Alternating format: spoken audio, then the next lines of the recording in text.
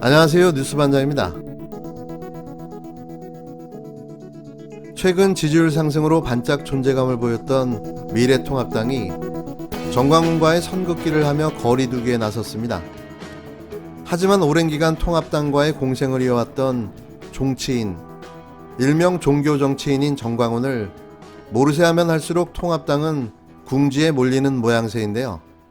이번 8.15 광화문 집회에 참석한 극우보수 인사와 정치인들의 일면만 봐도 그들의 카르텔과 커넥션은 부정할래야 부정할 수가 없습니다.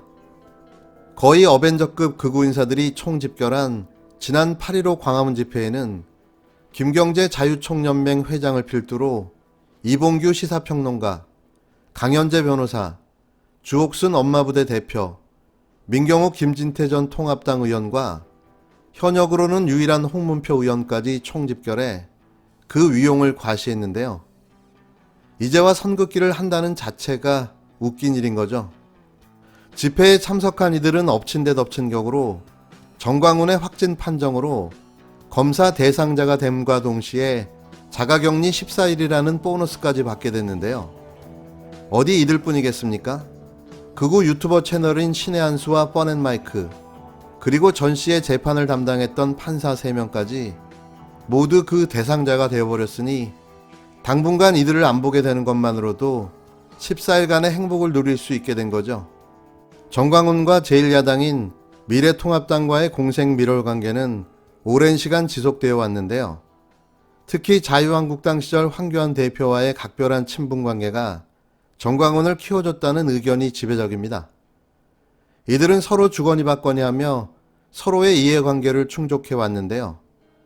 정광훈에게는 권력이 필요했고 황교안에게는 유권자가 필요했던 거죠. 이런 관계를 이제 와서 손절할 수는 없는데요. 모든 증거와 정황, 그리고 기록이 적나라하게 남아있는 겁니다. 종교를 이용하려 했던 정치 세력, 정치를 이용하려 했던 종교인의 추악한 민낯이 바로 여기 이런 결과로 파국을 맞게 된 거죠. 통합당은 며칠째 정광훈에 대한 공식적인 언급을 피하고 있습니다. 자칫 방역 방해 세력이라는 프레임에 걸릴 수 있다는 우려와 동시에 극렬 지지층인 태극기 부대의 반발도 염두에 둔 것으로 보여지는데요. 민주당 강훈식 수석 대변인은 17일 정광훈 목사와 통합당은 갈등을 조장하지 말고 국민 안전 지키기에 협조해 주실 것을 촉구한다라고 국회에서 브리핑을 했습니다. 강 대변인은 제1야당인 통합당은 대형 교회를 중심으로 전개되는 코로나19 위기는 철저히 외면한 채 제대로 된 입장 표명을 하지 않고 있다고 밝혔는데요. 그러면서 민주당은 다른 무엇보다 지금의 코로나 사태를 통제하고 국민의 생명과 안전을 보장하는 데 전념할 것이라며 코로나19 재확산의 심각성과 대응 필요성을 강조했습니다. 국가의 위기를 부각하면서 야당의 침묵을 사실상 책임방기로 규정한 건데요. 민주당은 통합당의 홍문표 의원이 광복절 대규모 불법 집회에 참가했다며 태극기 집회에 동조했다고 비판하기도 했는데요. 민주당 차기 당권 주자들도 공세에 가담했습니다. 이낙연 후보는 17일 통합당이 아예 정광훈의 이름 자체를 언급하고 있지 않다고 비판했고, 김부겸 후보는 정광훈의 행동을 언제까지 용납해야 하는지 곧 국민의 인내에 한계가 올 것이라고 목소리를 높였는데요. 이에 통합당은 노코멘트로 일관하고 있습니다.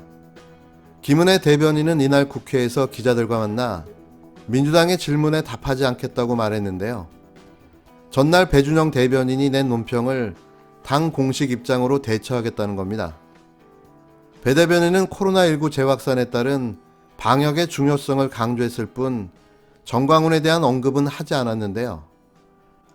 통합당의 이 같은 신중한 태도는 여당의 공세에 맞대응할 경우 정광훈과 함께 자칫 방역 방해 세력으로 묶이면서 애써 잡은 서울과 중도층 민심을 다시 놓칠 수 있다는 우려가 작용한 것으로 보여집니다.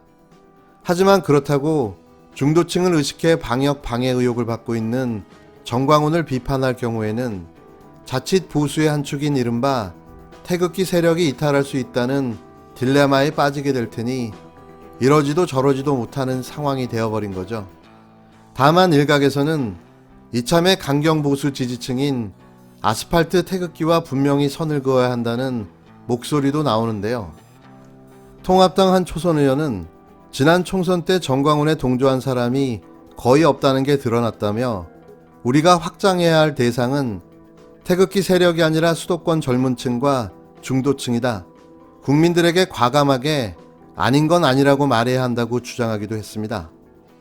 하태경 의원은 이날 페이스북에 국가 방역체제를 무너뜨린 정광훈을 구속해 엄벌에 처해야 한다고 글을 올렸는데요. 그러면서 아예 빌미를 준 박원순 분향소를 주동한 이해찬 대표와 서울시 부시장도 일벌 100개 해야 한다고 주장했습니다. 민주당 강훈식 대변인은 이에 대해 전형적인 물타기이자 국민 갈등을 조장하는 행태라고 비판했는데요. 미래통합당은 입장을 정확히 밝혀야 합니다. 현재 정광훈이라는 괴물을 만든 당사자인 이들이 반드시 그 책임을 같이 져야 한다고 생각하는데요. 전 씨가 과연 무엇을 믿고 저토록 당당할 수 있었을까요? 제일 보수 야당의 백을 믿고 그들의 나팔수가 되어 이런 어처구니 없는 일을 감행했다고 볼 수밖에 없는 이유가 바로 그런 이유인 거죠.